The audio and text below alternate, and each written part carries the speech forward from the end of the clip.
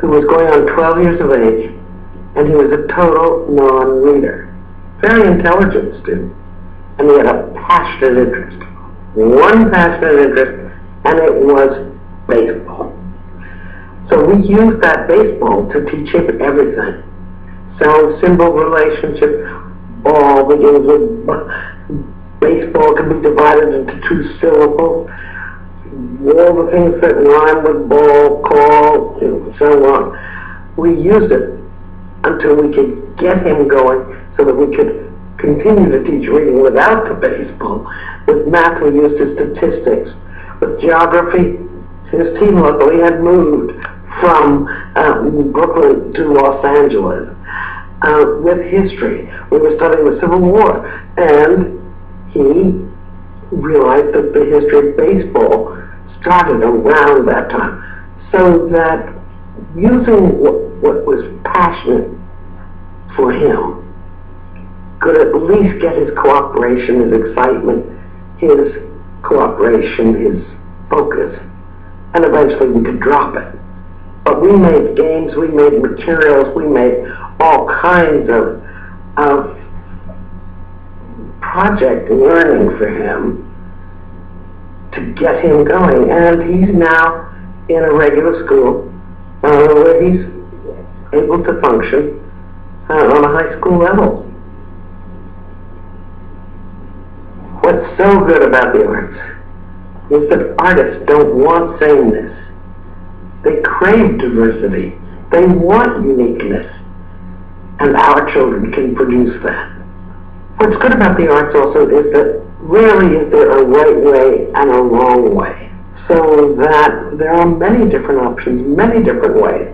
And again, children with learning disabilities and attention deficit hyperactivity disorder can function better in that kind of a situation.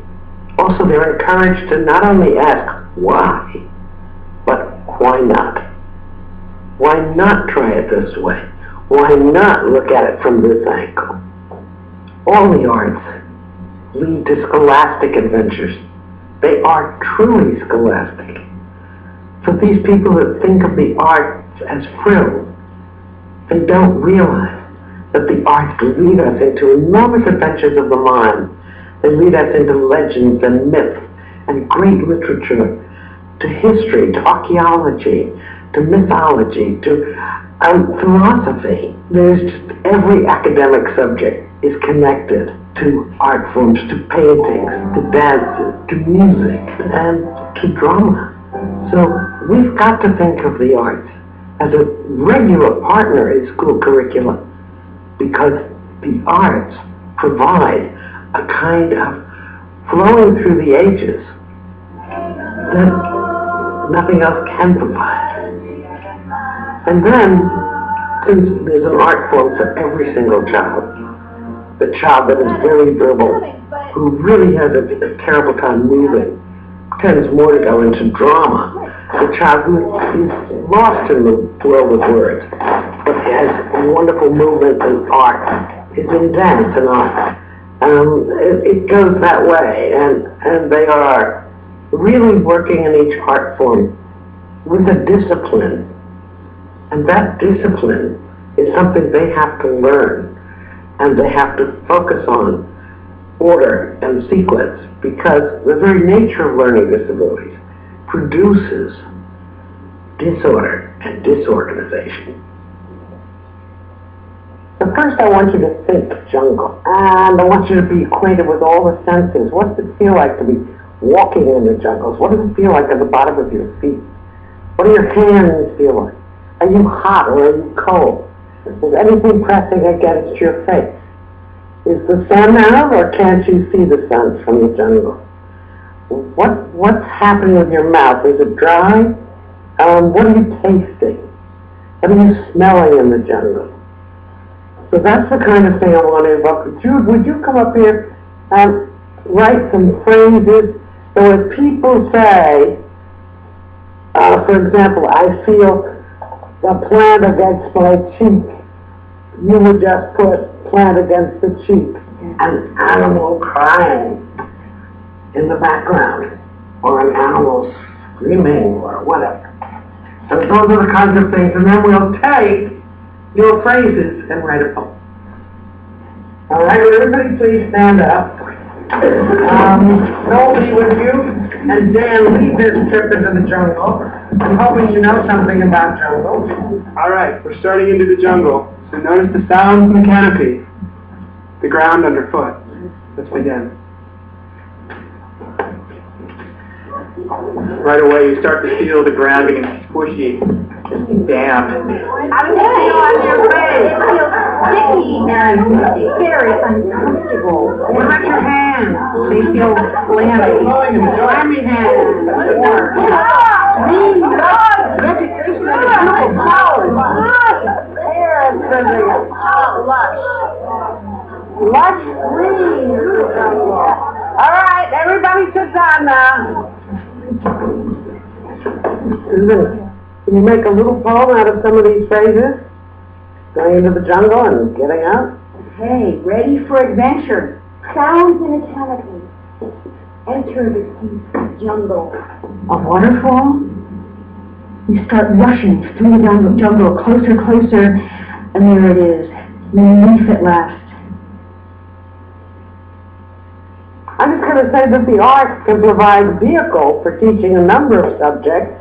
For example, film animation is very much like learning to do an oral book report, because you've got to organize your topic, you've got to have a beginning, a middle, and an end, you've got to frame and focus, you've got to have not only your sequences together, but your main point and your supporting details, and you've got to have an ending that's strong. And when you're doing a book report of any sort, these are the kinds of things you're going through. How would you teach us some history through dance? What kind of history would you teach? I chose the Aztec Indian from Mexico, and I would use the Aztec Indian and with a lot of research going back to find out what type of art they have there, not only in dance, but in their religion. Since most of the dances are religious related, I look at the temples and see how the temples were designed and how the repetitive designs are over and over through the temples, and repetitive rhythms. In rhythm we have repetitive patterns and rhythm, and see if we can relate the two. And then look at what the movement of the people were, and I like to take the children back to that period and have them dress the way the Aztec Indians dressed.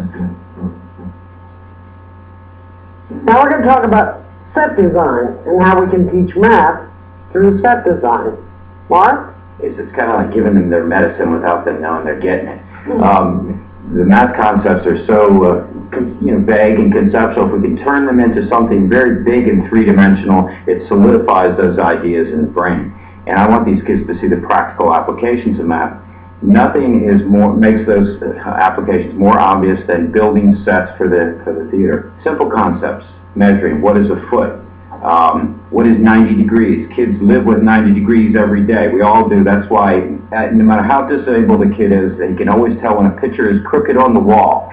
You say, go straighten that picture. I've never met a kid who can't get that picture to look pretty straight by going up and adjusting.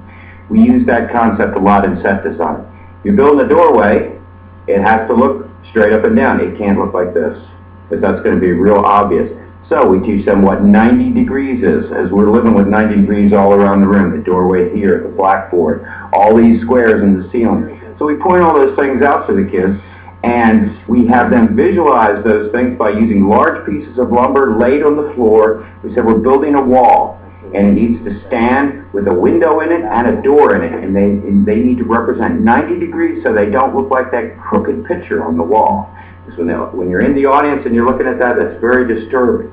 We've even taken masking tape and put it on kids' shoes to demonstrate the concept that feet really came from feet, measuring 1 foot in front of the other. It's very forgiving. When the audience looks at the sets, they don't see the minor mistakes that are made, the small things that might make a big difference if you're actually building a house or a deck. But in the theater, the kids can get away with a certain amount of clumsiness and yet still feel very successful at the end of the day. When the sets are all painted and the lights are on them, nobody's going to notice a quarter of an inch out of square. And in that sense, the success is very quick for these kids. Okay, teaching non-readers to play bells and to follow instructions. How would you do that through bells, Susan? I think probably one of the most effective ways to do this would be to introduce harmony in a music class, where I would literally have people doing the chords, and I may ask you to sing a little bit. It's easy, I promise, but I need about 2 minutes to hand out the bells. First, I would give some instructions on the bells, and that is there's a tiny bell on one side of the handle. Grab the bell like this. Have the little bell facing you. Okay? So I'm going to do this, just like this. Put it on your shoulder. And I would say, sky, earth. Sky, earth. As I give you your bell, go ahead and start experimenting. Okay? Children with different intelligences who don't learn the usual way from listening effectively or dealing with numbers often express profound thought through the graphic arts, through sculpture, computers, or perhaps through dance or drama. The important point about teaching reading and writing, Mary Ellen,